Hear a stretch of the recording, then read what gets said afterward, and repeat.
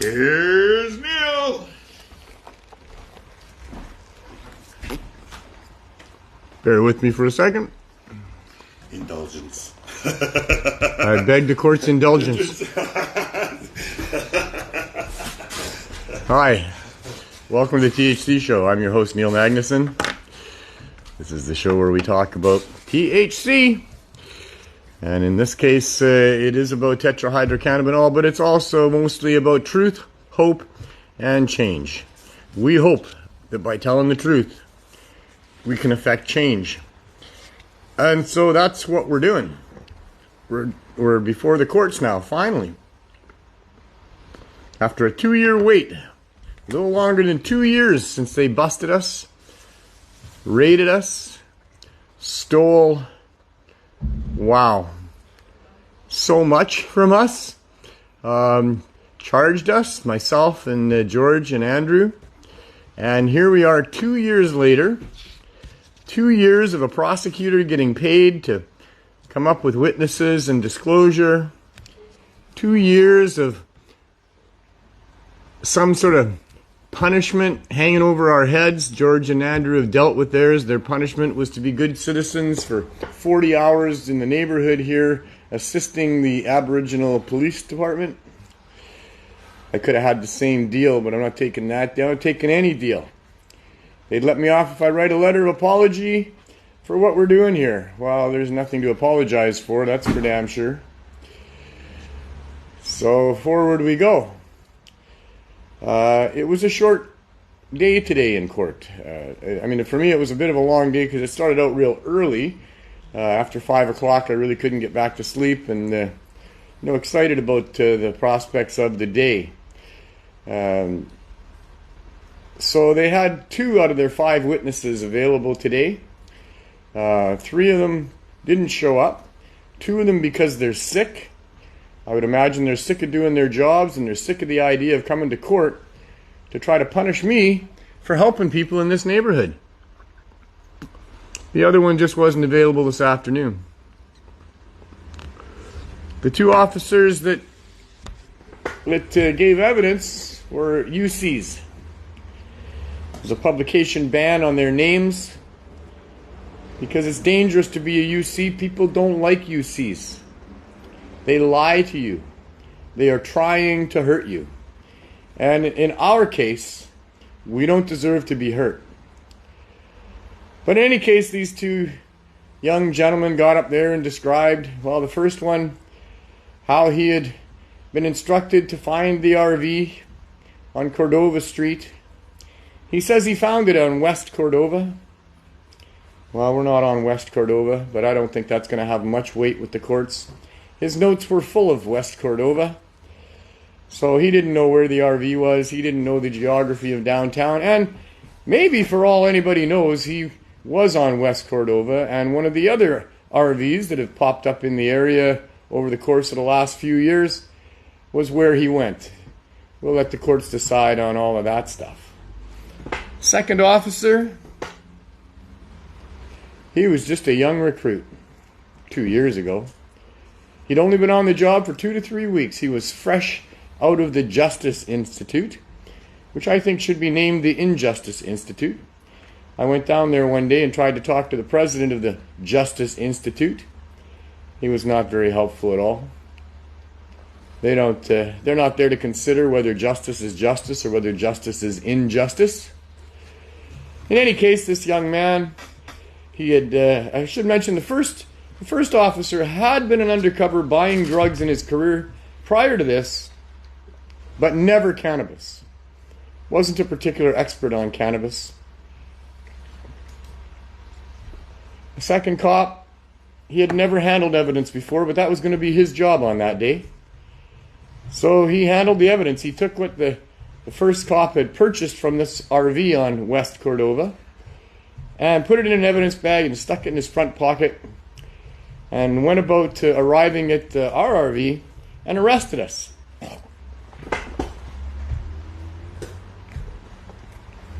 The evidence was shabby, sloppy, incomplete, misinformed, not very enthusiastically given, I must say.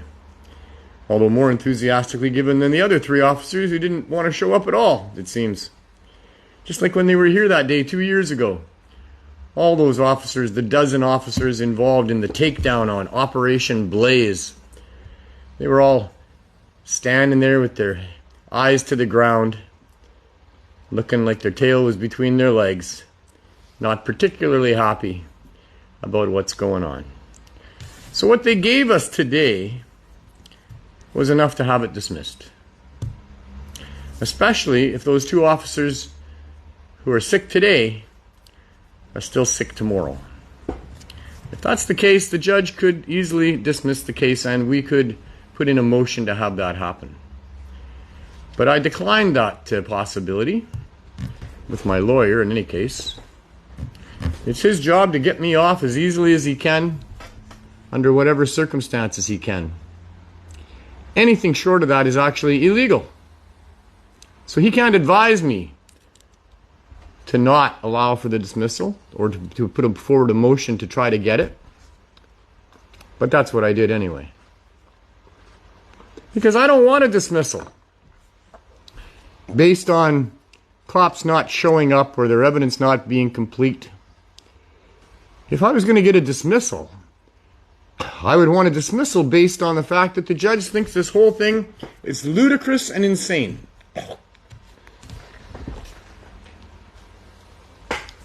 Smacks the prosecutor's hands, scolds them for bringing this before the courts and wasting all these tax dollars. That would be a win. I would take that one. Although that's not what I want either. We want to survive this preliminary hearing with a yes, you have enough evidence to convict this person judgment from the judge. We don't get to display our evidence. Our evidence will counter theirs and not try to explain that we weren't doing what they said we were doing, which is selling without a license. But our evidence is going to show that we tried to get a license. We did everything we could to get a license.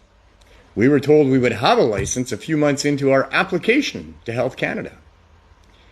When we first started the project 7+ years ago, there was no licenses to apply for. Still, I tried to do my best to get whatever authorities could be involved and supporting us, without success. Vandu supported what we were doing, and we knew we had to do what we were doing, and we only waited a short while after we didn't get a friendly reception from City Hall before we started handing out cannabis high-dose edibles. Because people were dying daily, and we had a solution that we knew would work. So that's what we did. 3 months into that, Health Canada has a meeting with us through Zoom because it's pandemic times. They apologize for taking so long on our application because you see what happened was, I guess I missed a spot there, sorry. After 3.5 years of continuing to do what we were doing at Vandu for the first year every Saturday, for the second 2.5 years every Thursday and Sunday, never missed a time through all the different weather patterns that come through Vancouver, people with mobility issues would line up for hours to get their care pack. 2.5 years into doing that, City Council reversed their opinion and passed a motion to support unanimously what it was that we were doing. We met with them. We left there with an understanding that there would be a license for us, a second level of government to promise us a license. Find a storefront, they said. Provide the services that you're providing. We will come and check that. If it's meeting the needs of the neighborhood, then we will license you and support you. Well, that turned out to be a little premature. The city licensing department wasn't in on that whole idea by City Council. And a couple of weeks into having the store open, city licensing happened along and decided that we were selling cannabis, as we said we would, because we had to. By the time we met with the city and they said, get a storefront, I mean, how do you pay for a storefront? Donations weren't going to cut it.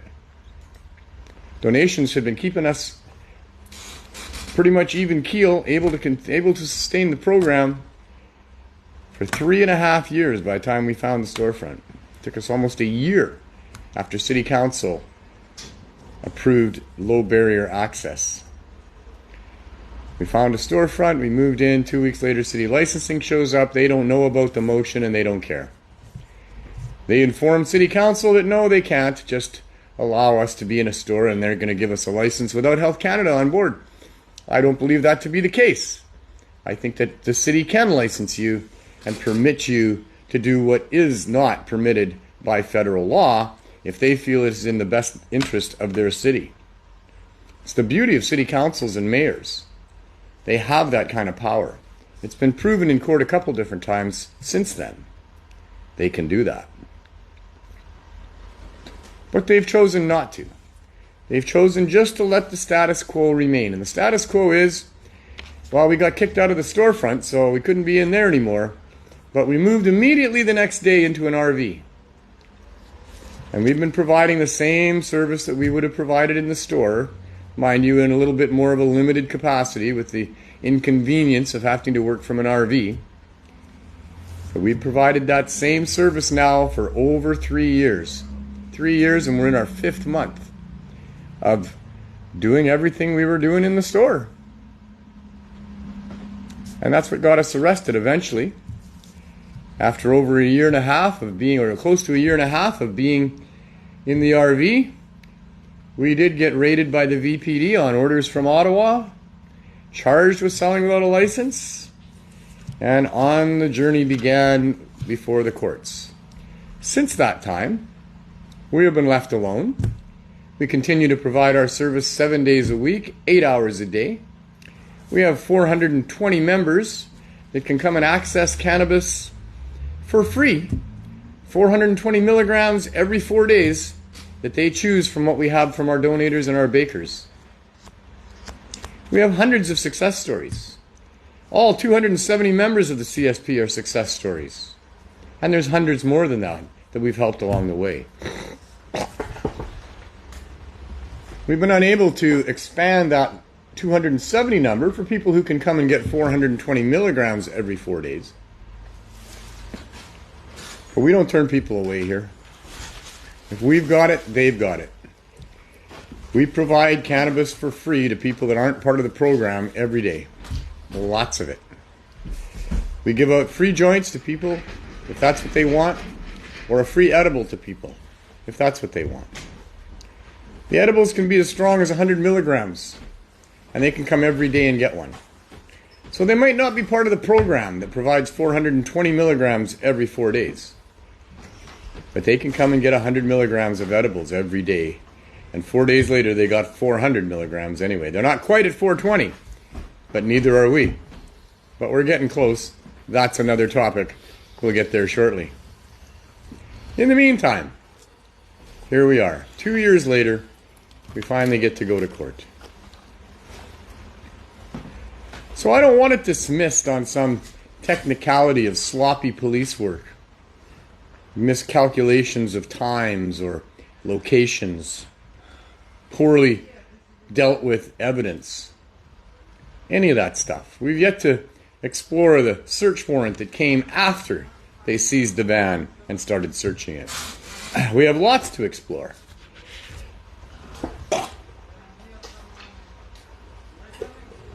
No, our dream scenario is not having this case dismissed on a technicality. That is not what needs to happen here.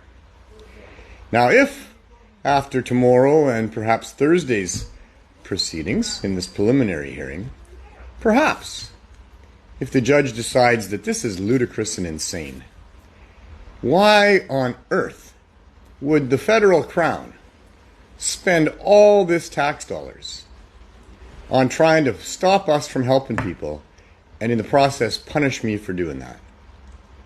If we got that ruling, I might accept it. Still not what we're looking for. But at least a ruling like that would probably fend off any further interference with what we are doing here. It likely would not result in us being allowed to move back into a storefront, although we would immediately consult with the city on that and see if they would be okay with that. If we could provide some dignity to our volunteers and to our clients. Perhaps they will. Who knows? We're not there yet. I don't know if that'll be the ruling. It's not what we're going for. In this round of the courts, we don't present our case. This is about the Crown.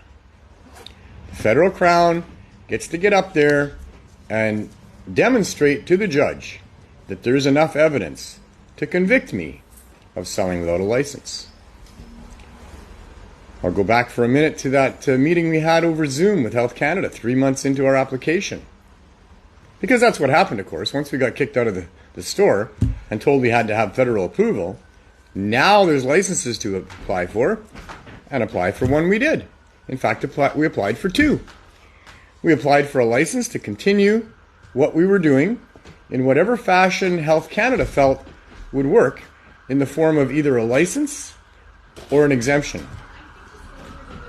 We also applied for an emergency exemption from the Cannabis Act until that could all be determined, to protect us from exactly what happened a year plus later, a year and a half later. The response from the federal minister, Patty Haydu, at the time, and from Benoit Seguin, in charge of Special Licensing and Exemption Division of Health Canada, was very positive.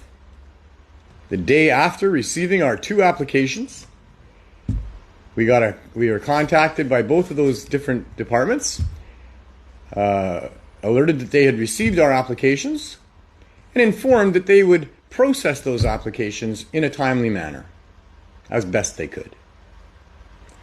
And then months went by. That's when we had our meeting with Health Canada, about 3 months after all that. That's where Health Canada said they'd have a license for us in early January. But without specifying which January, we're left wondering when that January is going to appear. We've had 3 come and go. No license. What we have had from Health Canada is a final denial on our application. So I guess the way they've left it is there's no license coming. My job is to get the courts to compel Health Canada to provide us with that license. And that's what we're going for. We want the Crown to succeed in showing that they have the evidence to convict me of being guilty of selling without a license. I've made that pretty easy for them to do. It's not something I ever hid. Wanted a license. Look at that, eh? He fixed his phone. I fixed my phone. It's 4:19, so you know what that means. 1 minute to the sacred time of day where we maybe try to get a little more levity into the conversation.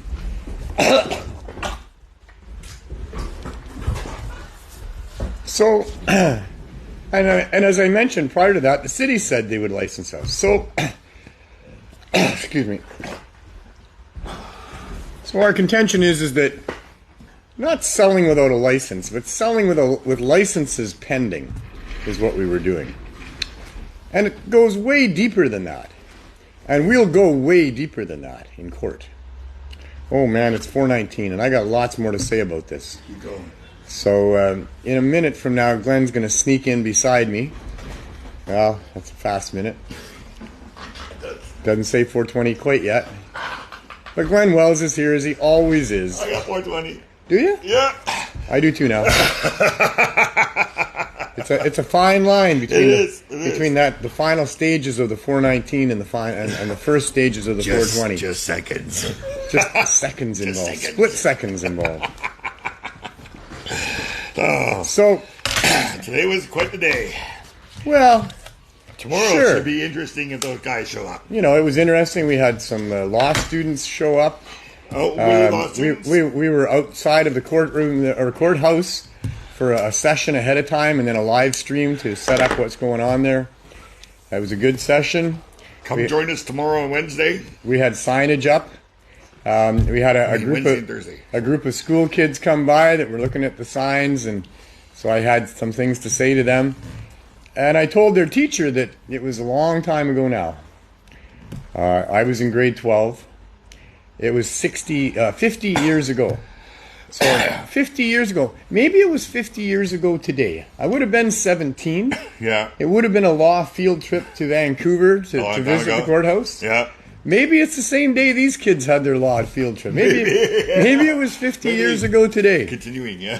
But 50 years ago today, I was on a law field trip for grade 12 from Surrey, and we were visiting the courts. And I got separated from the main group of students, as I was usually wont to do. I don't know why. I don't remember why. Maybe I went and had a puff somewhere. Maybe you were stoned, eh? In any case, in catching up with the group, I jaywalked in front of the courthouse. Upon entering the courthouse, yes, I did. God. It wasn't bad. You know, I'm an agile young teenager that has good vision and awareness. There was no threat to me. There was no inconvenience to any cars, but we were in the big city. And when I walked through the courthouse doors, there was a half a dozen cops standing there trying to figure out which one of them got to give me the ticket. Who did? Oh, I don't remember. You don't remember? Okay. One of them did. I have a good memory, but it's short. Yeah. It doesn't span 50 years for the fine details. I can see that. So, anyway, they were in court for a little while witnessing, and I noticed that their teacher, once they had left, a little while after that, and after the first break that we had, he came in and sat there and took in what was going on. And what was going on was some pretty inept policemen, as was pointed out both by my lawyer and by the Crown prosecutor, as a matter of fact. One of the officers had to leave, was asked to leave and excuse himself for a short time. Yep. Because the prosecutor was going against normal protocols, and the judge wanted to know why. And she said, "Well, he's wrong, Your Honor." And she said, "Why would you want him to check his notes when he tells you that he remembers what it was?" She says, "Well, because he's wrong, Your Honor." Yeah, they couldn't get the address right. Well, no, this was about the time. Oh, this was the second officer. Oh, yeah, it was about the time. Yeah. So, you know, I mean, for my defense lawyer, Jack, for him, it's like an easy win. And that's what he goes for all the time. And he doesn't care how he gets the win. No, he just wants to win. You know, any technicality will do, and he's great at that. And he is. But that's not okay with me. I don't want to stay in limbo. I don't want to stay worried that because it was thrown out on a technicality, that the government still has a hard on for me, and that they're going to come after me again. And that my staff and myself and all of our products and donated stuff here is all, you know, vulnerable to another raid. Do you know what they took from us? What? Oh, yeah. They took a lot, didn't they? Yeah. 5,910 grams of bagged up cannabis. 1,005 joints. Another 811 grams of dry cannabis. 799 grams of concentrates, 11.6 kilos of edibles. No, that's not true. None of that's really true. Why are the dry and dry not... I don't know why dry and dry. I wondered that myself when I was writing it down. I go, well, they already had a category of dry. I think he said this was loose dry cannabis. Oh, in a jar or something, maybe for rolling. I think in the jars, because we had jars back in those days, maybe. Yeah. And a total of $3,025 in cash, which I've had to relinquish because they made it impossible to collect. That's what they do. They seize it under the Property Seizures Act, but they will take you to court and fight you over it. And the advice from Jack is you're not going to win this one. Yeah. And they're going to end up with that money anyway. So under objection, I mean, some of that money didn't even belong to anything to do with what we're doing here. It was personal money that belonged to my volunteers. Yeah. So, anyway, they took a lot of stuff off of us, and I know it was a big hit. It took a lot to recover from the losses that we had there, but we did. And we never missed a day. And we always had what people needed, and we always had ever since then. So for me, to get a dismissal based on technicalities does not provide us with the things that I'm looking for. So what I'm looking for is stability. The ability to have a low barrier access community cannabis store and for others to do the same where it would help the people in their neighborhoods. What I'm looking for is to have the medical value of cannabis firmly established before the courts once and for all. We need our main hearing to bring forward the evidence that'll do that. But it's about time that the federal government recognize the medical value of cannabis. It is outrageously ridiculous that they maintain that same position as the U.S. federal government on cannabis having no medical utility at all. Schedule 1 drug. That is absolutely 100% criminally opposite of what the truth is. Mm-hmm. So we think we can establish in court, through what we're doing here, providing medical cannabis to people seeking relief from addiction and the drivers of addiction, and establish its medical value for those things in the process. And the other thing that I'm trying to accomplish, that we are trying to accomplish here, is to address the Cannabis Act and make it go away. The Cannabis Act is an extremely flawed and criminally hypocritical document. It's what's causing all of these problems. It's virtually the same as what cannabis prohibition was all about for the last 100 years in Canada, with the exemptions that were forced upon the government by the courts, exemptions that did not meet the criteria of the courts, by the way. The Allard case is still open. The judge is still live to it. The government has still not achieved reasonable access for patients. The Cannabis Act has 2 stated goals.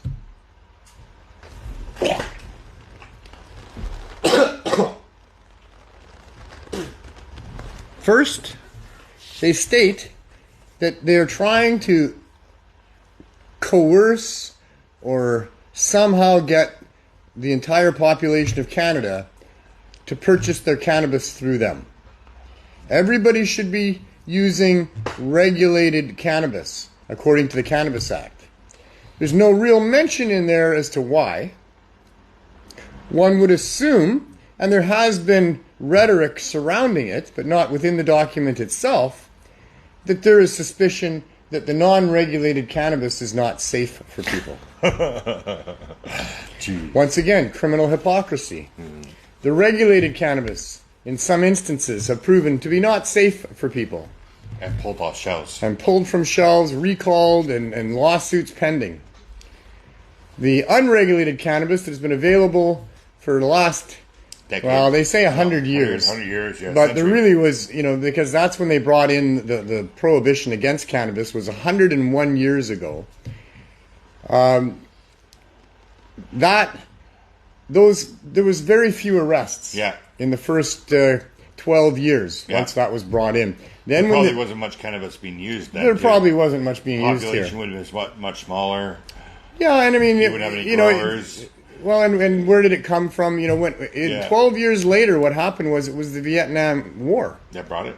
That brought it here. Mm-hmm. The draft dodgers brought cannabis here. They settled around Gastown and around that area, and there became quite a culture of cannabis use growing in Vancouver. I guess there was also cannabis use going on in Eastern Canada, San Francisco, with hashish. Yeah. And I'm not sure when that would have hit the marketplace, in cannabis history. I was dealing hashish. Well, I know, but we're going back to 1923. Oh, 23, no, when the first when the first prohibitions of cannabis came along. I don't know if there was imported hashish going on. I'm sure there probably would have been some. Montreal being a Renaissance city, a world-class city. But in any case, there was no problems. Canada didn't have any problems with cannabis when they made it illegal 100 years ago. There was an article written by a Canadian judge and author, Emily Murphy, a suffragette, who in her book on illicit substances had a chapter on marijuana. The New Menace was the title, where she blatantly lied and gave misinformation that was, so much misinformation, it's criminal. more criminal hypocrisy and criminal lies, stating that cannabis was this dangerous, dangerous compound being brought up from Mexico, wreaking havoc in communities, driving people violent and insane. You could murder, you would rape, you would have no conscience, you would have no memories, you would have super strength apparently. You would be severely addicted from your first puff, that there was no escaping that addiction except a horrible death. Go and look it up yourself. It's in a book called The Black Candle. The chapter on cannabis was rewritten for Maclean's magazine. It was written in 1923 and it ran in 1923, and it scared the population of Canada into not even questioning the federal government and prohibiting cannabis. It ran again, I don't know when that would have been, back in the 90s. They reran that article, and that's what caught my attention. That's what had gotten me. Mm-hmm. That's why I went to the first pot rally that I went to in 1999 for 420 at the Art Gallery in Vancouver, and in my pocket I had that ripped out article from Maclean's magazine. Wow. And we were there because my son had turned 16, and I wasn't happy about the prospects of him being a criminal like I had been for all of my life because of these ridiculous, unjustified laws. And when we saw the advertisement for a protest on April 20th at the Art Gallery, that's where we went. And so, for 5 years, we went to these things and volunteered our time and helped out as best we could. But it wasn't until I volunteered my time to David Malmo Levine on the side to renovate a building 1 block over at Wasting and Payne. It wasn't until those renovations that I really understood what was wrong about this. Mm-hmm. I knew I wasn't a criminal based on what I understood a criminal to be. Like I said, I took law. I had an interest in law. I thought I had a pretty good working understanding of the nature of criminality and the common law. And this didn't fly. No. This criminality of people because they have some flower that they think makes them feel better and the government says makes them insane. Although by that time, it had gone from being violent and insane to just, lazy and disengaged. And none of that's true. So, that was the beginning of my journey, and here we are. And we've been trying to achieve legalization properly ever since. And low-berry access. Our mantra, we didn't have that as a mantra to begin with. Our mantra was legalize and regulate. Okay. We should have had the mantra, legalize and regulate low-barrier access to cannabis. Yeah. But we're not that smart. Hindsight, is great for humans, but foresight, not so much. You learned along the way. We learned along the way. Yep. When Trudeau comes along and fibs a little bit, maybe it was more than a little bit during the campaign lead up, about what his legalization was going to look like, we supported that. We had a big rally. We put his face on a zigzag paper that I remember 20 feet long and T-shirts mounted too. it. T-shirts, a huge campaign. Let's vote for Justin. He's going to legalize weed. Mm-hmm. And he said during the campaign that people would not have to worry about accessing cannabis for medical reasons with his legalization. He said during the campaign that the average person would have no trouble stepping out of the unregulated market because the prices in the regular market would beat those prices, the quality would beat that quality, and it would just make a lot of sense for people to walk into a store and buy something in a nice, dignified environment like that, as opposed to seeing a dealer somewhere. He said all those things. Trust me, I heard it with my own ears. We reported on it at the time. This is what his legalization, according to him, on the campaign trail was going to look like. Of course, if you went to the Liberal website, you could see what Freddie saw. Yeah. Ominous words in there describing a system of legalization that strictly regulated cannabis to protect the youth and to protect the government. The legalization that they brought in upon winning a majority government from non-opposition status, first time in Canada, unheard of, they end up in government with a majority. And they bring in their legalization, and it's nothing like what we were told it was going to be by the young Liberals who helped design what was supposed to be the policies, and nothing like what Trua had to say with respect to easy access for medical users and prices that would attract, the poor people. It is criminally the opposite of what that's all about. The medical users were completely tossed aside, thrown under the bus. The access that they had through illegal cannabis dispensaries that had popped up all over the country was now systematically taken away as they busted these dispensaries one by one. In Saskatchewan, they busted 3 dispensaries that were operating there. There wasn't much more than that. Saskatchewan's a pretty downtrodden town when it comes to law enforcement because they have their whole academy in that province. And the 3 prominent dispensary owners got busted several years ago. And we haven't had legalization for 7 years, so No. So because I think Jerry didn't. Oh, well, maybe. Jerry didn't get busted Because he had until a majority government, then he has a minority government, so that's almost 7 years right there. There you go. So maybe we are there. Right. Maybe it was the promise of legalization that was there. But along with the promise of legalization came letters to cease and desist. We've talked about it on the show before. I mean, just a brief glimpse. You're a dispensary owner. You've got hundreds of patients. You're strict about how you provide to them with respect to their medical requirements, trying to be as in line with government policies as possible. You believe that you're going to be grandfathered into the new legalization, and well, you should be. Great track record in helping people. But that track record in helping people resulted in all these people being helped. And now a government that's corrupt and says they're bringing in legalization is going to tell you to cease and desist? Who are these people? What do they understand about ceasing and desisting in providing life-saving medicine to people? How could they make that edict? How could anybody go along with that edict? They don't. You can't. It's just some guy reading a piece of paper somewhere in Ottawa sees that you've broken some rule or law that's written on a piece of paper and sends you a piece of paper that says cease and desist because they never came down. And it also says if you don't cease and desist, what you're doing is illegal. Yeah. Well, it was illegal before that letter ever showed up. They already spent every night with their family worried that the door was going to get kicked in. Nothing new there. Is that enough motivation to have a dispensary owner who cares about his clients turn his back on those sick people? Well, it certainly wasn't, nor should it be, nor how could it be. And so they dragged those poor men through the courts and their families for the last several years. And just this last month, they dismissed the charges against Pat, the final one standing. No charges were ever approved, were ever completed. Nobody was ever convicted. Jerry Martin killed himself in the stress of the lead up. Who knows what it did to Pat Warnicki and Jason Siemens?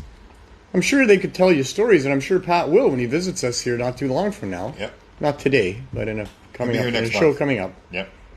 I'm sure they'll give us a little insight into what that means to people when you've got charges hanging over your head, when your business has been taken away, when your assets have been seized, when you're being called a criminal. That's not easy for anybody. So shame on the government for all of this. But those charges now all been dropped. Pat gets to go and get his stuff back, what's left of it. This is just such a horrible thing going on that I can't settle for allowing it to continue the way it is and us having carved out a little nook where they're going to allow us to have an RV where people can come in the rain and the snow and the heat and the wind and get some cannabis. At low barrier access. With low barrier access. Exactly. That's not a win. That doesn't protect future providers of cannabis that are outside the Trudeau cartel. That keeps us at risk, especially if it's just on a technicality. Health Canada and the federal government, they're going to continue to try to stop us. They're certainly not going to easily give in to just allowing for low barrier cannabis shops, because that would be very harmful to the bottom line profits of the cartel's licensees. So they're going to protect those licensees as best they can. And lucky for them, they've got an unlimited supply of tax dollars to do that with. There might be an upper limit somewhere, but they can work well within that, that's for sure. They can spend however many millions of dollars they just spent in Saskatchewan on that case, only to decide, oh, we're going to drop the charges now. I guess it wasn't worth it. It wasn't in the public's interest.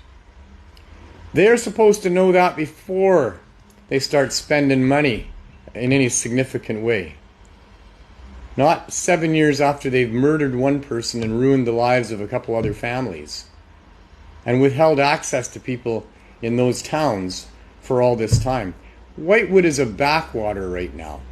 It's awash with hard drug addiction. The work that Jerry Martin did to clean that town up and have it looking like a decent place to live has all been undone because the cannabis had to go away and the hard drugs stayed. It sounds ludicrous, doesn't it? It sounds insane. Why would a government of public servants kick out cannabis dispensaries and allow hard drug addicts to thrive?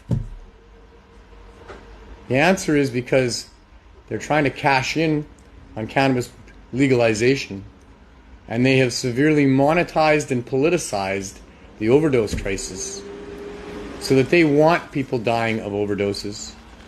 They want neighborhoods in big cities and other small towns to be infested with people struggling with poverty and addiction so that they can say they're doing something about it. So that they can say, hey, look, there's a problem here, folks, and we're aware of it. And don't worry, we're going to fix it for you because we got a whole bunch of your money. And yeah, you'll be able to buy cannabis. Whitewood still doesn't have a dispensary. But there's some in other towns not too far away. You can go for a drive for an hour and a half and get yourself some government weed. Of course, if you were like most people using Jerry Martin's dispensary, you were much more interested in the edibles and the high concentrates because that's what really helps people with their medical needs. And that's not available in those stores. So those people are turning to hard drugs or finding other ways to get their cannabis in an unregulated marketplace and trying to navigate all the pitfalls and nightmares involved in that. People preying on patients. It's a terrible situation. And we're here to try to solve it. That's been what cannabis culture and the activists from Vancouver have been working on since the beginning. Like I said, if we'd have realized that legalize and regulate without low barrier access just meant that they would legalize it, so you're allowed to have it, but if you're going to buy it, you have to buy it off of them. And they don't even know how to grow it. Well, yeah. Yeah. So now they've recruited some decent growers, yes. and of course, as it had to happen, and probably some of that government cannabis is probably worth having, but it's not worth buying. It's very expensive. It's not worth buying. It's expensive because it's going to cost you more money than it should. And that's because of taxation at all the different levels of government, and the packaging, and the restrictions, the high-level security that the growers have to work under, all the rest of it. It's expensive because it's undermining our entire justice system to have these laws where you have legal cannabis over here and you still have illegal cannabis over here. It completely brings our justice system into disrepute to have police walk into a cannabis store and buy their weekend supply of cannabis and then go back on duty and arrest somebody for getting some from their neighbor or their cousin or somebody else that's not part of the cartel. That's criminal hypocrisy going on right there. That undermines our entire justice system and brings it into disrepute. That is a big cost to this country and our systems. A huge cost. Because part of that is people having their lives continued to be ruined by the illegal cannabis laws. And that's actually not an oxymoron. That's probably how it should be. On this side, they're illegal cannabis laws. On this side, cannabis is being maintained as illegal, unjustly. The lives that are ruined, the dollars to law enforcement, the societal undermining of the idea of justice, all of that stuff is extremely expensive to our society.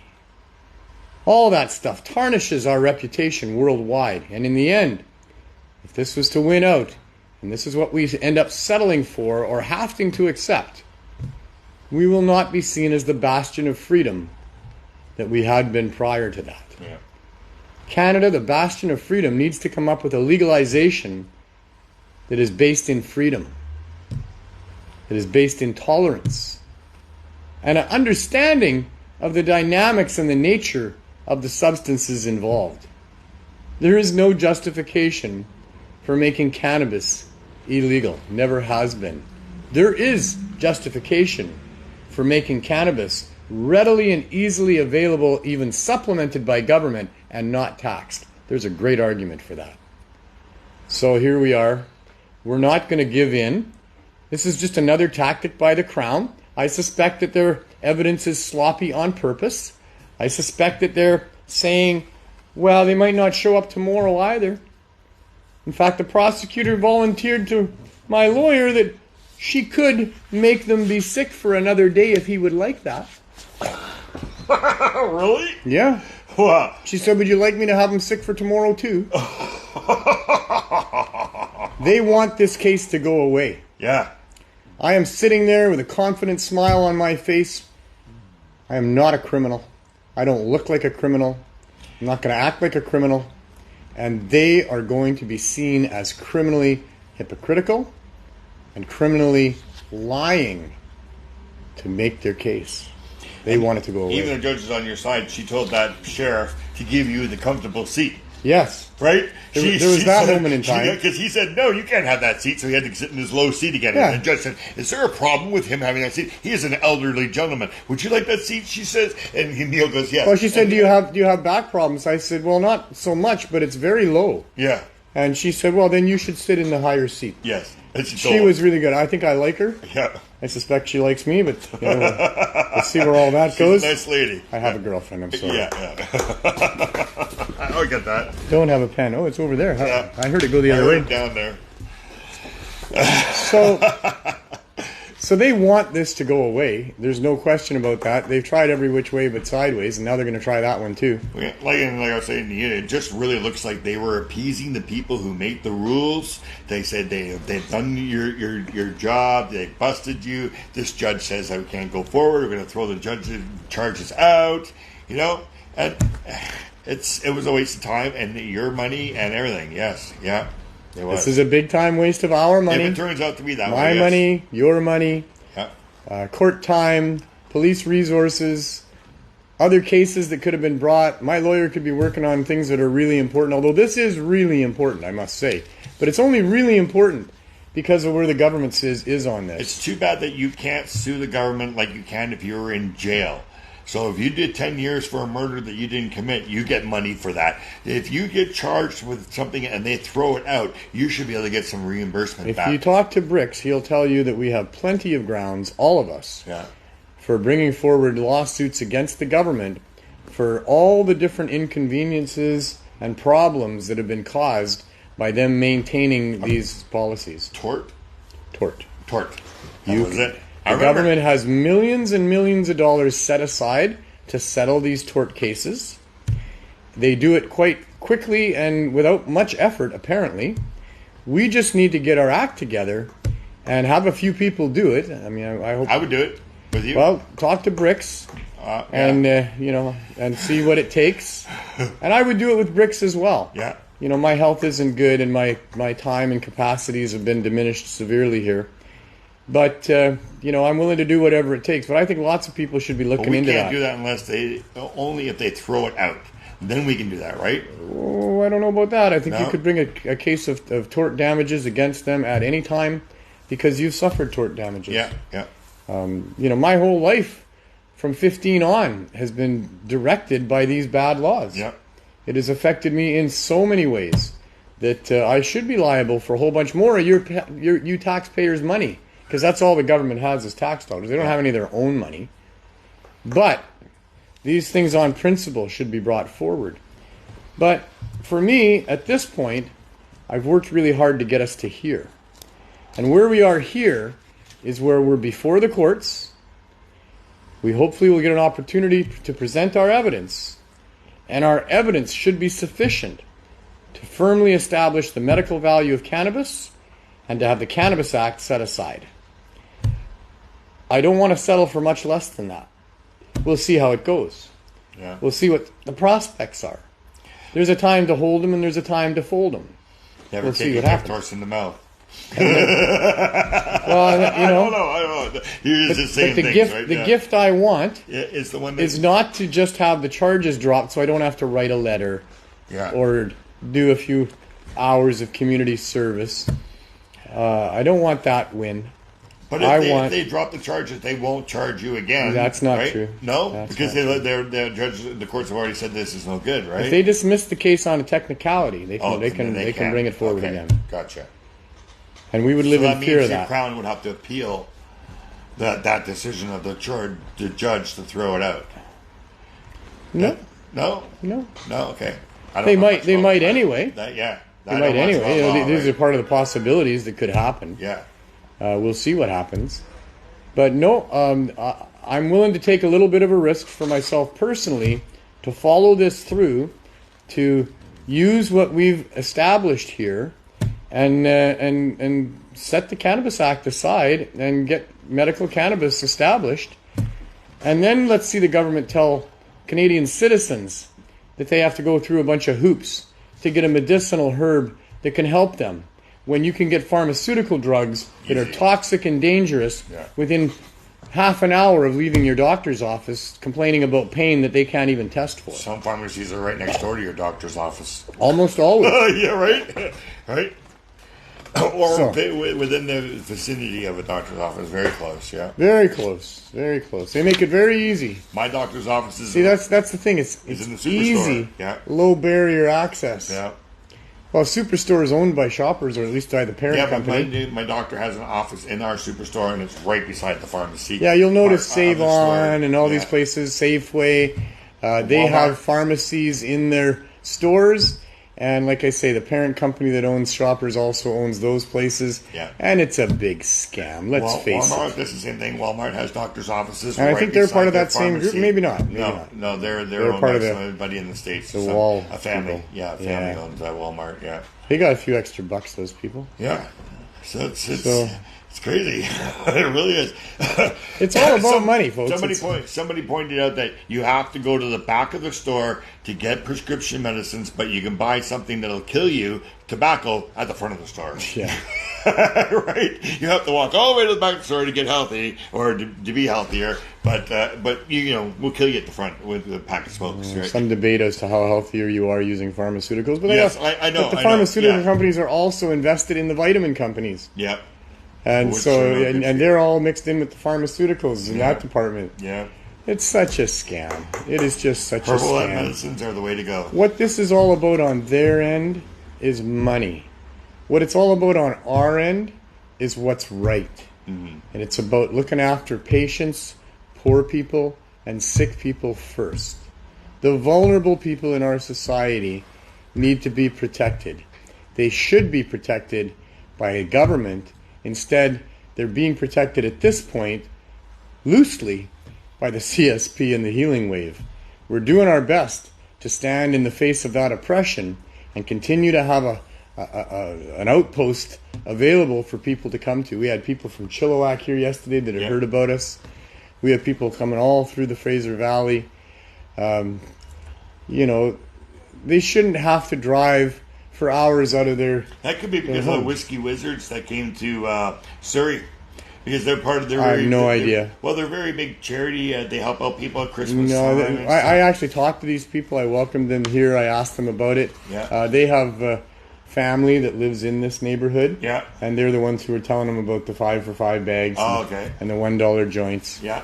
So they shouldn't have to travel like that. You know, I mean, why can't the people in rural British Columbia have a store to walk into where they can purchase cannabis at low barrier? Why are they only given the opportunity to purchase cannabis from Canada, from the cartel? You know, it's making huge money for a bunch of unscrupulous people, and it's taking it right out of the pockets who in many cases can't even afford it, but they're doing it anyway. You know, there's people out there that have to choose their cannabis medicine over paying their rent, their mortgage, their food. Same with pets. Some people have to choose between pets and food, right? Or pets and rent, or pets and hydro, or whatever, right? Well, I mean, if you want to have a pet, that's your business. They are not cheap, and you better have the resources to look after them. But they're just saying since COVID, but if you want to be in the high tier now to have a pet because of the price of food, right? The price of food, the price of vets is ridiculous. Yeah. The rules around what you have to do with your animal is kind of ridiculous here in the city anyway. It's not like on the farm, that's for sure. So I don't want to get into that because there's such a difference between people having pets and people needing cannabis for medical reasons. And I understand that pets are a medical accessory. Can be, yeah. In many cases they are. Hopefully you have a good pet that helps you when you're down. But I have a stray cat. He comes to visit me. That's the best way. Is it? Yeah. He tries to come in, but I can't. I can't. You live vicariously through other people's pets. Yeah, I guess. Yeah. And he likes my tent. It keeps him dry. So. Nice. He probably likes you too. The canopy, right? The canopy. I've got it set outside. Yeah. So. Nice. But that's Richard the cat. With him, Richard. So we're following through. We're hoping that essentially we lose this round in that it's not just dismissed without proper cause, because we believe that we have what it takes in that real round of hearings to be able to accomplish our goals there and get a precedent that is very, very good. Of course, there's also the risk that we set a bad precedent. So, you know, I think I've got one of the best lawyers in the business. Yep. And I think that we've got one of the best cases you could ever have. I don't know how it could get any better. And, you know, with a little bit of tenacity and articulation, I think we should be able to win this. And a judge who's not too corrupt, I mean, we need that on our side too, right? I don't know where the judges stand on all this. The judges should be kind of upset, although it's given them a lot of work. Yeah, and she didn't even have any information to base. Remember, she was asking the Crown Attorney for... What cases? Yeah, cases, right? Yeah, they couldn't even do that. So when the Crown and my lawyer were talking after the judge had left, you know, there was like, these people are going to take the stand tomorrow, blah blah blah. And I said, when are the victims coming in? Yeah. When are we going to have the victims on the stand? And she looked a little bit befuddled by that, and Jack blurts out, "Well, there are no victims." Yeah. Right. Then what are we doing? This is only a preliminary, sir. Then what are we doing in a criminal law? Yeah. In a criminal case, if there are no victims, how does that fly? Or are the victims the holders of licenses with the government cartel, who the poor people are being stuck with not having all of the business because we're suggesting that there should be stores that can undercut them, or that they should undercut what they have in their stores for people who don't want to buy the expensive stuff. I maintain that there's a viable market for the expensive stuff. Lots of people would still want to have that. There's a prestige to having expensive cannabis, and there's a belief that that cannabis just must be better than the other stuff that's grown maybe in a hybrid greenhouse or outdoors or whatever. So they would still have a good marketplace. Some people don't mind spending $4,454 or $4,540 for a pound of weed at $10 a gram, and more than that for the government stuff, depending on how good a cannabis you want to buy from them. Some people don't feel too much of a pinch for that. It's not that far off of what they've been paying for the last 40, 30 years here. So they would still have a viable business. But even if they didn't, well, screw them. Screw them.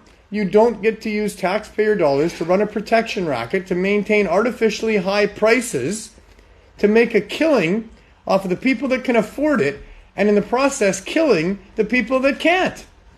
You don't get to do that, or you shouldn't be able to get to do that. The fact that the government's trying to establish that is absolute criminal. I'd put hypocrisy there. I'd put lies there. I'd say just criminal. This is just criminal. Do they not get it? On an aside, sort of on an aside, I mean, not to do with this court case, but I sent a package of cannabis to Mary McCarty, who's hurting in Manitoba. Yep.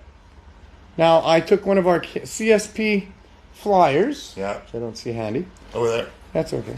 And, well, you hand me want that. me to go in? Yeah, hand me that. Oh, what of it? Geez, it's 5 o'clock already. I is. must be sleep talking. You are. No. So I took one of our cannabis substitution folders.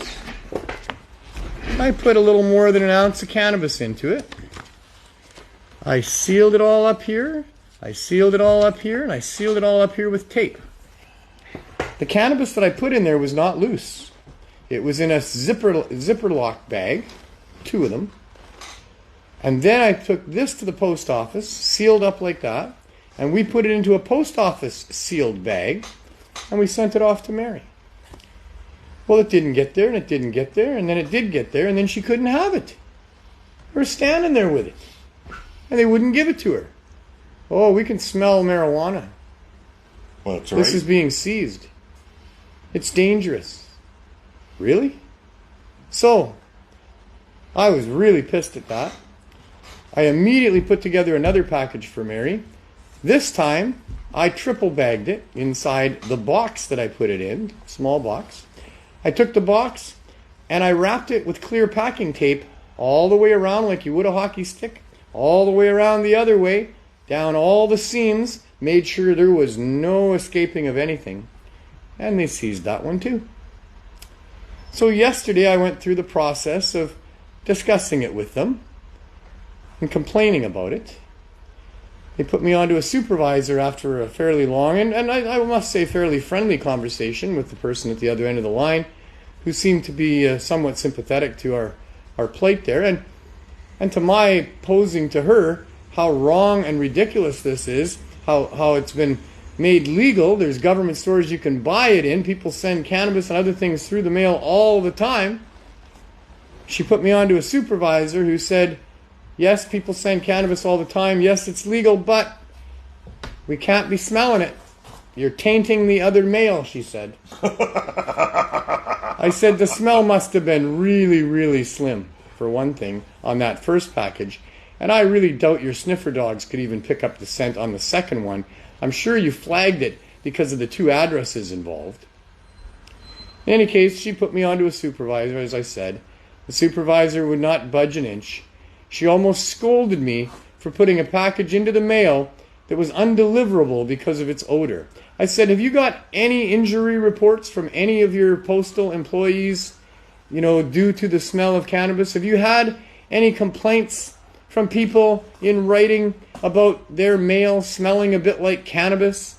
Is there any justification for what you're doing? Or are you just in the past living like as if cannabis was still illegal and a terrible commodity that must be stopped at all costs? I told her I would never ever give Canada Post another penny. I will not send anything else through Canada Post. They can screw themselves. They are evil, evil, stupid, hurtful people. I said to her, this nice little, I don't want to call her an old lady, but this nice elderly lady is in pain. She's so excited about getting her medicine, and you're going to wave it in front of her face and say you can't have it because I think I can smell it? Who are you people? And do they not know the law says that you're allowed to gift up to 30 grams? An ounce is only 28 grams, so they have no leg to stand on. I had more than 30 grams in there. Oh, did you? But I'm a licensed medical holder, right? Yeah. And she also has, medical reasons for using cannabis. Some corrupt government is going to tell me that I can only send to her 30 grams of medicine all the way to Manitoba for the ridiculous prices that Canada Post charges to be able to send stuff through the mail. And then I got to do it all over again 2 weeks later because she's going to be out. These are unreasonable, unjustified, evil policies that need to be challenged. I put in my complaint. They filled out a form for me.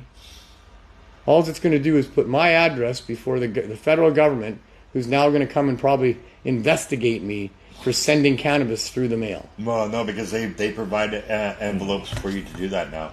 Yeah, Yeah, if you sell, Yep. if you send the right amount, they've got a thing there that tells you how you can package it up and send it. A smell-proof envelope. I don't care anymore, Canada Post. Yeah. I'm not ever sending anything through you again.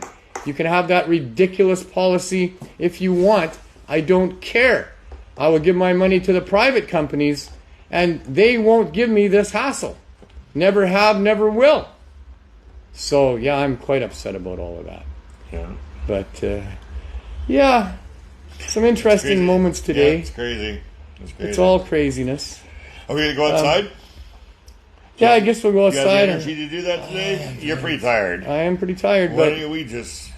No, okay, let's not go outside. Yeah, all right. Let's just call it a night, or I'll let you wrap it up a little bit there and talk a little bit more. I'll go back. And the good news is I made it through court today. Yeah, and you're going to make it through tomorrow? I'm going to make it through I'll be tomorrow. here. I'm going to bed right away here. Yeah. To get enough sleep to do that. All right.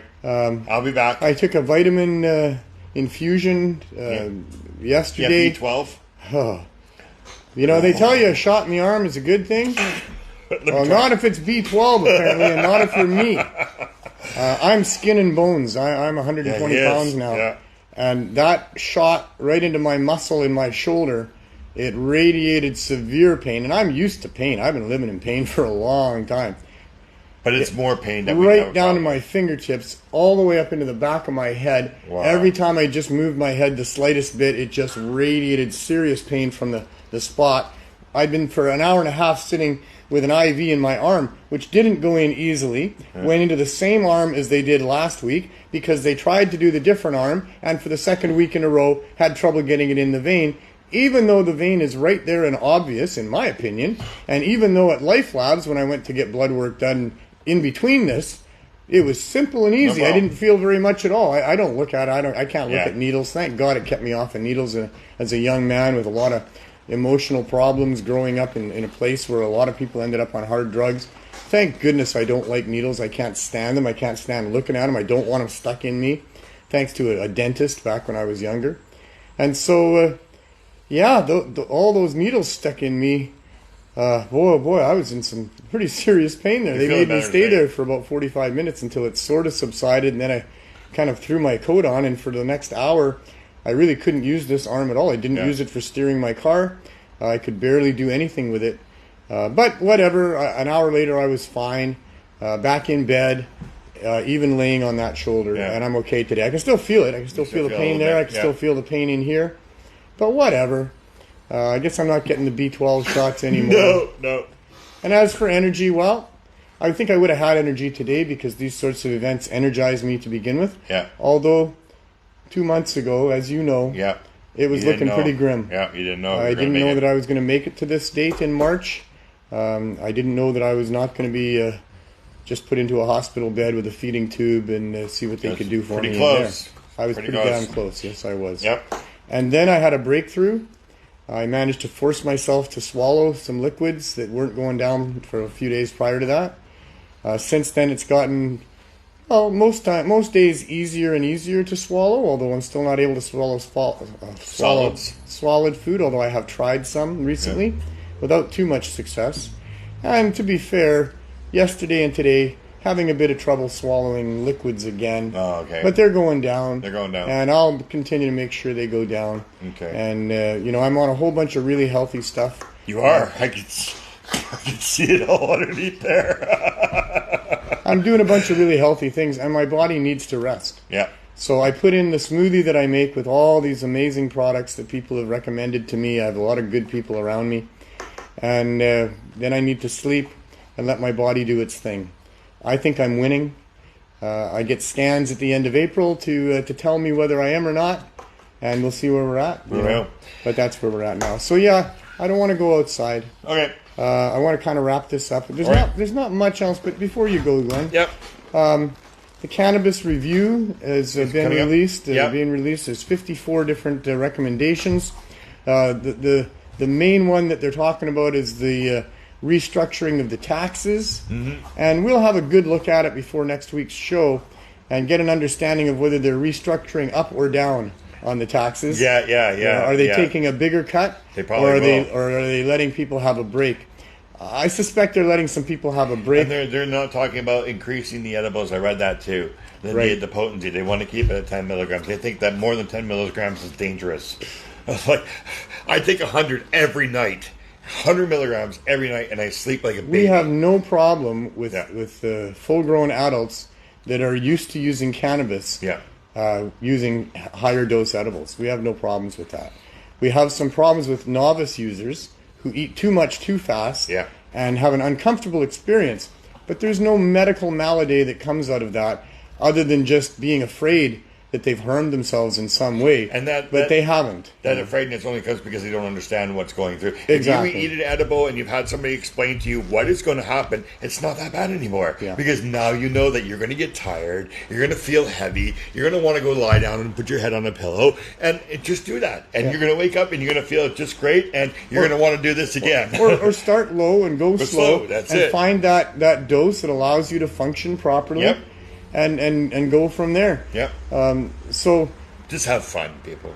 and to be fair, I mean, there's certainly been some problems. I wouldn't say they're new problems, although some of them are maybe problems that wouldn't have happened otherwise, because some people with legalization have decided to try cannabis, including edibles, and some from edibles made by friends or themselves from the cannabis they've grown themselves or friends have grown, and some of them through the government stores, and maybe they're willing to buy 10 small portions of a chocolate bar to get 100 milligrams. Yeah. Hard to know. But because of all of that, there's more incidents of kids being admitted to hospital because they got into those edibles. There's some suspicion that the number of kids getting into edibles has not increased, but the number of kids being admitted to hospital has, because in the past, parents that had their edibles gotten into by their kids were very concerned about reporting that in any way. Yeah. And just they might lose their kids in their home, and who knows what else. And just waited it out and found out the kid's going to be okay the next day. The kid's fine. Right, yeah. And amongst, hold on a minute. You can't really take it to a doctor and expect a doctor to know, because they don't train them in cannabis. That's right. You need to take it to somebody that's done this edibles before, and they will explain to you, don't worry. Amongst those people that, right? Amongst those people that, did get their kids get into it or did eat too much themselves. I thought I had it there closer. No, you didn't. No, I didn't. Yeah. Oh, yes, I did. There you go. Now it's better. Enough, you can see. Yeah. Of those people that did that, they're veteran users. They mostly understood. Most of the parents that had their kids get into that stuff understood that the kids are probably going to be fine. Get them into a quiet, dimly lit room with some nice music or humor. Have their mom there with them, or a couple fuzzy animals that they like, or whatever. And they're fine. In fact, the consensus was amongst people that not only are the kids and the animals that get into cannabis fine the next day, but they have an increased energy and an alertness level. Yeah, because their body was able to heal a little bit, but because the endocannabinoid system was activated while they were sleeping and making them feel a lot better the next time that they wake up. Yeah. And Glenn's so right. And if you don't know what the endocannabinoid system is, please have a look at that. Put it into DuckDuckGo or Google or something like that. And Google will be able to know how to spell it out. Just go endo and it'll come up with cannabinoids. It's a well-searched item these days. It is. Thank goodness for that. It is. So, that's what's happening on that. We'll see what the review has to say, and we'll see whether it's in line with what we're trying to achieve in the courts. It might be all just a waste of time, because the whole thing is going to be struck down depending on what happens in the courts coming up here. Not just with our case, but with Ted Smith's case moving forward in the courts, and other ones as well. So we'll see. And I think that the dismissal or the charges being dropped in that Saskatchewan case is going to bode very well for what ourselves and Ted Smith and others are trying to do. So we'll see. I think likely... But there was a difference with that case because it was pre-legalization, right? Right, but that's a difference that goes in our favor. Okay. If pre-legalization, the courts have dismissed charges against people who were selling without a license when there was no license, then you would think that post-legalization there would be even less justification in going after people that are trying to fill the gaps, and that's all we're doing. is filling the gaps in the Cannabis Act and in the legalization. Showing them where they were. Showing them that, mistakes. Go ahead, have expensive cannabis for people. Go ahead, keep the growers growing that grow to those standards and allow them to make good money. But don't eliminate access to the people that would like to buy cannabis at more reasonable prices produced by farmers who produce it in less expensive ways. Yeah. And that all can happen. So I think that in the end they have to get it right. I'm very hopeful. I'm optimistic. I don't think I'd be continuing the fight if I wasn't. But this whole thing, this review, all the money, oh my God, do they review the Tomato Act? The Beer Act?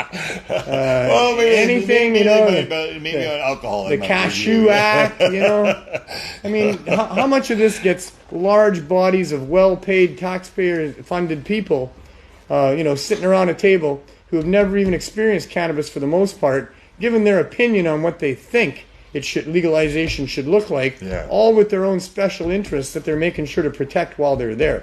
This is a bogus scam that needs to stop. Legalization should allow everybody to sell pot in a store, have as many edibles and milligrams as you can ask for, because you know yourself. Well, if I'm going to be doing edibles for the first time, I'm not going to go in there and ask them for 1,000 milligram edible, because it's just fucking going to be ridiculous. If you do, it would be nice to have people that work there to say, are you familiar with eating edibles? Yes, and do you know what this is going to do to you? Because they're not that's what we do here. They're not allowed to do that here. They just sell you the product, and that's it. They're not going to tell you the benefits of it, or the harms if you've taken too much. This is, get some CBD in you to level yourself out.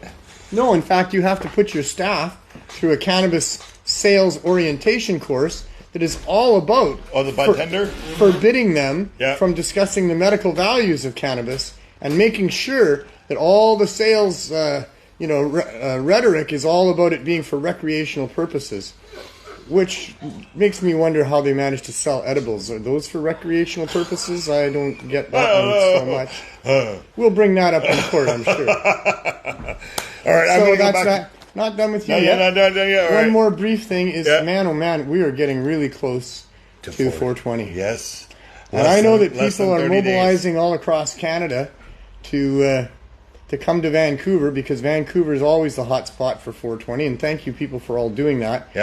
We are not on our regular 420 protocols of promotion going on here, because we have an evil mayor who, if he knows where we're going to try to have our protest, we're going to run into interference from him. So we've structured a way to maybe be able to have our 420 protests without too much interference from City Hall, or at least without enough interference that we can't deal with it. So 420 is going to happen in an anonymous location officially this year. There will be a couple other non-official 420s. In fact, I think 3 and maybe 4. The one that's describing itself as Legacy, I do not support. And my activist friends, for the most part, do not support that. And I won't go any farther than that, because I do have friends that are involved, mostly because they're trying to recoup the money that they put into having that event be pulled off. It is far from the Legacy 420. That 420 you'll have to pay attention to, or ask around, or when you come to Vancouver, get in touch with Cannabis Culture or myself or some other people, and we'll let you know. It's not as secret as you've been wanting. Well, no, we're trying to keep it secret. I've had people asking me if this is true or not, so I've just you're free. Softly told them. Yes. If you know what we're doing, then you're free to tell other people that you trust. Yeah. We're just trying to keep it from the mayor. He's an evil piece of crap. And, but again, if there's 4 or 5 different events, then the mayor is spread pretty thin, right? So maybe this is a good thing that we've had this spread out, right? Because he's not going to know where to go. Well, I'm going to say he's going to go to the beach. A city full of 420 events is a good thing. Yeah, that's for sure. The biggest one will be at the beach. Well, there is one at the beach. Yes, not the biggest. I don't want to talk down on that one. I don't know what to say about that one. There are some concerns, of course. Yep. But the biggest concern for me is that they're promoting it. It is going to be on the city's radar. And I've heard that some police have said there's not a chance that event is going to fly. I don't know what their plan B or C or D is. Maybe they just walk down the beach a ways. Maybe they go somewhere else. If you remember, they said that last year about the beach, and they put up fencing, and they just did it on the sand. Yeah. Remember? Yeah. Yeah. And they didn't do anything about it on the So sand. this year they might do something about it on the sand. Maybe. You never know. Maybe. I think they're liable to do that. I think that the mayor is not beyond doing anything like that to interfere. In our case, we have our location that we think is perfect, and that's where we're going to be. And as Glenn says, it won't be very hard to find out. Unless you go and ask the mayor. Hopefully he doesn't know. Some people know already. Yeah, and that's fine. Yeah. You know, we didn't want to keep it a complete secret. We just don't want it on the City Hall's radar, that's all. Yeah. If it gets on the City Hall's radar, we will be prepared in a fairly quick manner to move. And we have A, B, C, and D locations to move to. And maybe we go to all of those, depending on how people feel. Maybe a half a dozen vendors go to this one, and a dozen go over here, and da-da-da-da-da. And where there was one 420 or two 420 protests, this year there's 5. When the day actually comes, maybe there's 12. You know? We don't know. We don't know. We don't know. But we are resilient. We can adapt. And we are not going away. We will be relentless. We will not allow some piece of crap Chinese mayor to come here and try to turn this place into China like he's been doing for the last couple of years. The very worst mayor we have ever had in Vancouver is Mayor Sin. We have had other mayors that were not progressive, but by the time their terms were over, they'd come a very long way and consider themselves progressive after the fact. Mayor Sim is only trying to turn this place into a totalitarian state where everybody behaves, nobody steps on a line, and you can buy your cannabis from the government and the stores that he's making money on regulating. So screw him.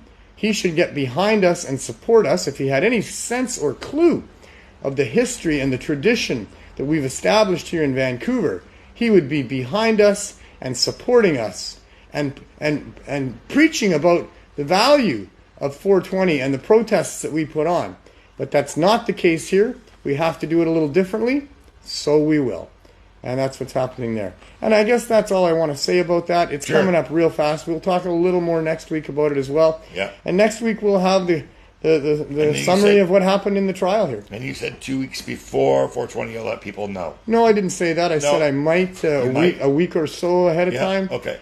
I don't even know if I'm going to announce it on the show. I've had so much feedback from people, all the key people. They know what's going on. They know where they're going to be. They'll tell their friends. And they'll tell their friends. Yeah. And all we really care about is the vendors, that we need to have the vendors know that there's a place that they can come and maybe feel a little more secure. I had a vendor reach out to me and then the people will find out. Yeah. There will be musical acts. There will be good musical acts that have followings of people, and they will come there. And we'll have good speakers, and some of those speakers have good followings of people. Dana Larson will be there. And so, we think we're going to have a pretty good event there. We'll wait and find out. Yep. So that's what I know. Music, entertainment, Education. cannabis, and education. There we go. Edumatainment. We Hope to see you all on April 20th. It's a Saturday this year. It's a Saturday. Yes, the weekend. Go low, go slow. Which just means that the cops are going to be making double and triple time to be there wherever they are. I'm sure they just love it. A cannabis event to disrupt. Oh my goodness! As a person, I prefer to come on the weekend because now more people are not working. Yes. Right. So we're not interrupting that. The only unknown factor that factors in there would be the weather. Yeah. We get a nice day on a Saturday. We'll have a lot of people out wanting to support us, and we'll see. Hopefully maybe a lot of people at the other events as well. Yeah. I think we move forward having several 420s in the city. They cut the head off the snake, and now it's growing 5 heads. Yeah. Well, 4 anyway, maybe 4, 5. Maybe. and one of those 5, you cut that one off, you might end up with 4 more. Yeah. We'll see what happens, but we're going to have some fun with it as we always do. I'm sure it's going to be a very eventful day.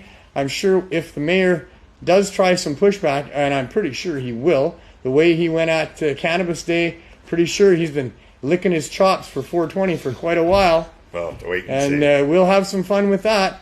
Anybody that's going to 420, make sure you bring your camera, because there'll be good video of police overstepping their powers as peace officers.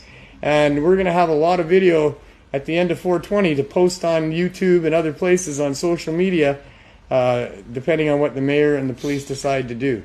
So have at it. Knock yourself out trying. We are 24 days away. Yeah, eh? Today's the 26th. Which is, kind of 420 in reverse. So. Yeah. Oh, and did you know that 420, the date on that date will be the same backwards and forwards? Yeah, and that doesn't happen again for a whole long time. Oh, yeah. So it's very, 424-2024, and then backwards is 420, 2024. Yeah. Wow. I know. So it's a special year. It is. And maybe this is the year when we achieve our goals of actually getting low barrier access to cannabis in a store that gives people some dignity and respect. We'll see. I'm optimistic. I hope you are too, because hope and optimism results in relentless pursuit, and that's what'll win the day for us. I would have said with hope in that comes truth, hope, and change. We hope that with that much truth, we get the change we're looking for. Yes, we do. THC provided a very interesting title for the show, and we've seized upon it, and it sure does make a lot of sense that what we're seeking here is telling the truth and getting some change, because that truth will provide the hope that we need to motivate people to be the relentless activists that we all need to be to push this over the top. I think we reached the tipping point, but if we stop here and we settle for what we've got right now, there'll be a whole lot of work still to be done to really get the legalization we deserve. So I think I covered everything. Yeah, just come on down tomorrow, 222 Main Street, 9 a.m. Smoke in front of a courthouse. Now, when was the last time that you were able to do that? If you want to come on down and have a big puff and in front of all the cops and all the lawyers and stuff like that, then this is the place to do it for the next 2 days, and Wednesday and Thursday. I'm sure the proceedings will be interesting. Yeah. I haven't promoted it to the point because I'm not looking for a huge crowd of people to sway the judge's opinion. Like I say, we would kind of like to have this carry on to July and not have it just be dismissed on technicalities, which it looks like they're posturing to be able to allow us to do. Mm-hmm. Not what I'm looking for, not what I want. Let's get legalization the way it should be, and with your help, we can do all of that. So you can stay where you are. All right. Unless you need to be over there. Well, I gotta end it, but sure, no problem. So that's kind of it. A big thank you. Yeah. To all the people involved. We've got 7 CSPs operating in Canada right now. At least one more that is not official. Probably some more than that I'm not even aware of. But under the banner of the CSP, there's 7 other groups besides us. And we've been doing what we've been doing for 7 years. And I have to have a huge thank you to so many people. I can't list you all. I can't even begin. And I wouldn't want to. People they're helping, right? I was trying to go through, how many principal operators of these CSPs and how many volunteers do they have? How many people are wearing the CSP colors at this point and are a real part of what we're doing here, not just partaking in the service, but actually helping to make a difference. It is huge. I even have a white T-shirt that has a CSP badge, but it's got a burn mark too, just from just to make it official. This sweater here, I bought this from a head shop. Yeah. And it came with a burn in it. There you go. And that's your badge of honor. Yeah, there you go. And I'm lying at this point, just so you know. The truth is, I did not buy this from a head shop. That was not placed there on purpose as a badge of honor. But I'll leave it on there as a badge of honor. Every once in a while, we burn ourselves, Yeah, or the heater will or fall. Our clothes. The heater falls, yes. Well, especially when you're using heavy concentrates, and you maybe got some little chunks of diamond or hash or something in there. When the heater gets to that, it can fall off. It does. And sometimes we get little burns here and there. Yeah. And it's no big deal. Nobody ever burned themselves to bits with cannabis. I got a little melting like they have in the with leather cigarettes. seats. A little melting in the leather seats. Doesn't burn all the way through, but it did melt in it a little bit. Oh, now we know it's your car. Yeah. And seeds too can catch fire and pop and burn and all sorts of things. So, in any case, thanks to everybody that helps. There's just so many people involved with the CSP. There's so many people involved in the real legalization movement. I don't feel alone at all. In fact, I'm constantly contacted by more and more different people. We did an interview here a few days ago with a fellow named Gabor, but not that Gabor. but also a fellow Hungarian and also working on drug policy, a documentary film maker from Hungary who came and did an informative interview with myself. He had just done one with Jody, and he's looking to do that again with both of us as there's more information to tap out of that. So thank you to everybody. Thank you to all of my fellow activists and colleagues, to Glenn for helping me produce, for Cannabis Culture for giving me the platform. Yes. For everybody that helps us in all these different ways, and everybody that just helps the movement and helps the fight for freedom. Thank you all. We need you all. We need everybody to do what they can in ways that make sense for them and in ways that resonate with them, as everybody has different ideas about what will work. And if we have a whole bunch of these different ideas all working at the same time, I believe we can bring this beast down, and we can maybe establish a marketplace for cannabis that makes reasonable sense both to the suppliers and the growers and to the consumers of cannabis, but that the fight from there continues to put governments in their place, to put the limits on the government that need to be there, to never again allow for public servants in a democratic government to make one of nature's most beneficial plants a criminal offense to possess. That should never happen again. So there needs to be a real increase in transparency, in limits on government, in their accountability for doing things like that and being corrupt.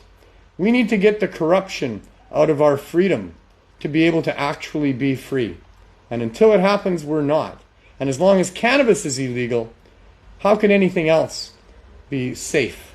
Because if they can go after you for a benign, beneficial, medicinal herb with hundreds and thousands of years of helping people and no history of hurting anybody except for lies that were written and told to protect financial interests, if they can get away with that, you're not free and you won't be free. So this is the fight for freedom. Thank you, thank you, thank you to everybody that cares and is willing to do something about it. Without you people, I wouldn't have the hope that I need to be able to honestly tell the truth and get the change that we need. And thank you for allowing me to be here too. And also, more than happy. Mary was watching. Nice. Hi, Mary. Mary, I'll be sending you off another package right away. I didn't have the capacity today. It's been a very trying day for me. And yeah, you'll be getting another package soon. This time it won't be coming through Canada Post. This time you'll get it. And, let's all hate Canada Post and never give them any of our money and make them all disappear or conform to what freedom is supposed to be about, not what the federal government is trying to push on us on behalf of a bunch of very unscrupulous corporate, financially elite bastards who just want to control our purchases and our production and our lives. So, yeah, thanks everybody. And, I like to always remind people of how serious life is and how it all depends on how you play the game. Life is full of stresses. It's full of ups and downs. It's not what happens. It's how you deal with what happens. It's how you perceive what happens and what you do about it. And I'm telling you, life is too serious to take too serious. Problems can be too dire to hang on to. Hanging on to problems usually doesn't solve them. Doing your best and then letting go of problems is what solves most things. And if it can't be solved, it can't be solved. There's only two types of things in life. Those you can change and those you can't. Happily go about doing what you can to change the things that are worth your effort to change. And don't worry about the things you can't change if there's nothing you can do. So the most important thing, therefore, for you as an individual is value your life. Value your time. Each moment is precious, and that's where you live. You don't live in the past unless you bring it to the present.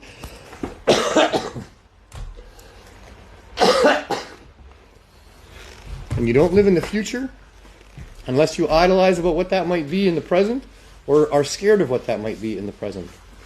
So, of course, the bottom line, have as much fun as you can till I see you next week.